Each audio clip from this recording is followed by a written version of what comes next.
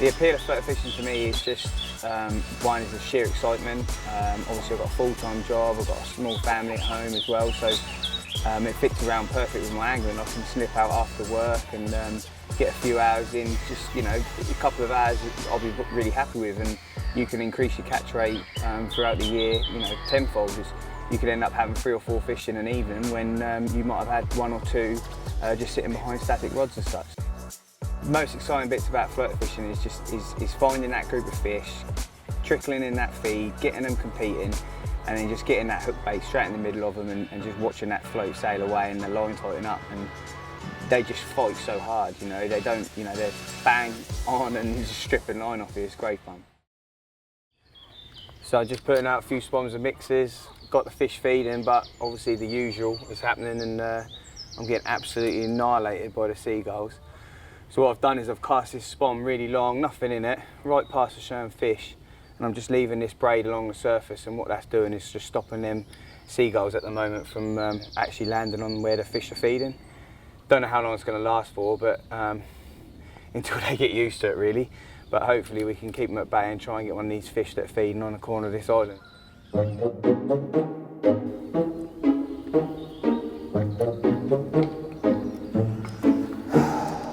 Oh well, it's still early.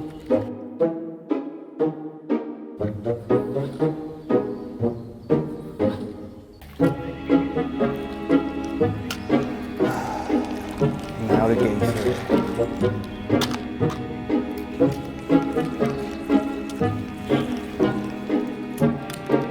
So just all the trouble with the birds and stuff at the moment. They're the odd ones coming up, but nothing like they were.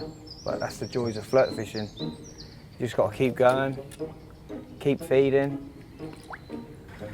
move if you have to. Giving me strength. I got absolutely annihilated in the open water with them seagulls and geese. So we've come to a quiet little area that I know there's not masses of fish, but they love them in these little channels around the reeds, and we've started to get a few feeding again. They literally just turn up out of anywhere. Well, it's another move.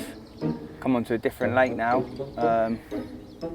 Again, got fish going. It's just if they're sort of really spooky at the moment. You know, I'm not coming up with excuses, but the birds are giving me a nightmare. So basically, they seem to have moved off a little bit and just not having it as much. So instead of just waiting around, waiting for it to happen, we're just going to try and find another group of fish, basically. It's just not looking great here now.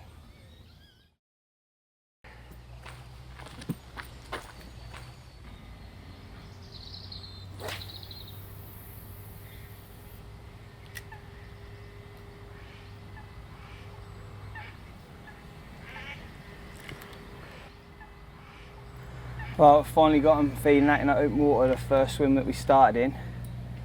And after just feeding them ducks off, the seagulls, the geese, finally managed to get about 7 or 8 fish feeding. Tight to the island. The fight was a bit hairy, but we're finally into one. Just want to be a bit careful because there's loads of weed in front of me here. Trees to my left. But finally, we're into one. Come on, come in there. Yes!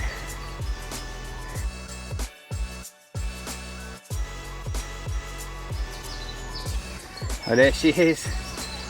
Absolutely made up with this one, to be fair. Really made me work for it. Moved swims 4 or 5 times. Just got me chasing them about, but finally one slipped up, and what a little belter it is.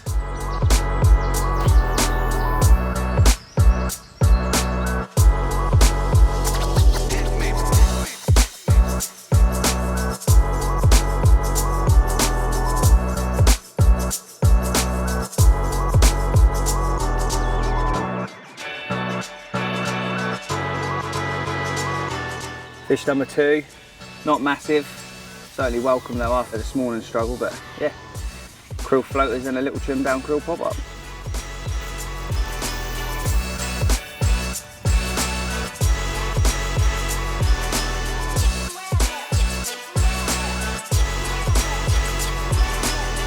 Look at that, really paid off today's session on the top.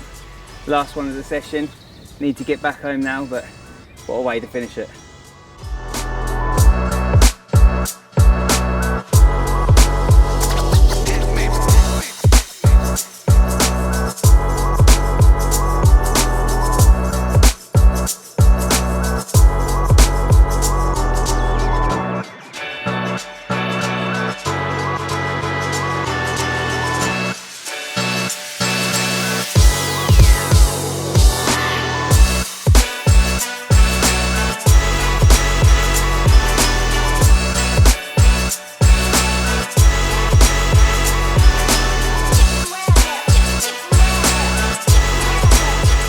Well, I know I said the last one of the trip was the last one, but there was so many fish feeding, I had to bring the missus up and tell her I weren't coming home.